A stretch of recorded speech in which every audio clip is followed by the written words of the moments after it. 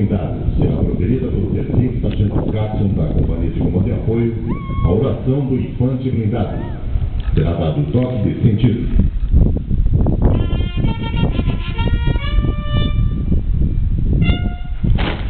Toque de cruzar arma.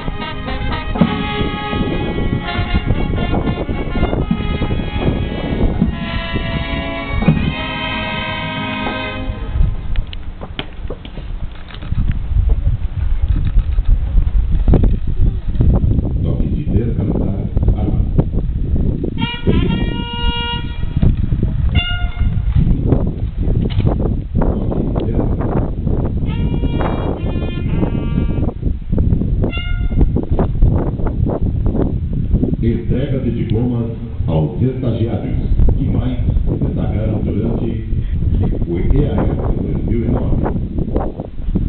Destaque de melhor aptidão física.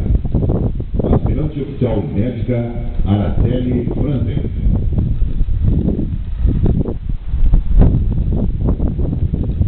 Destaque de melhor atirador combatente. Aspirante oficial médico Diogo Gaspareto.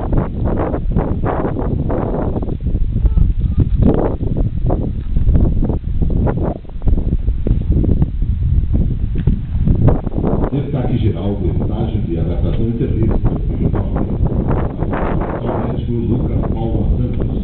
Falou-se por ter demonstrado elevado senso de responsabilidade, iniciativa e perseverança, sendo escolhido no âmbito de seus companheiros e instrutores. Destaque geral do EAS.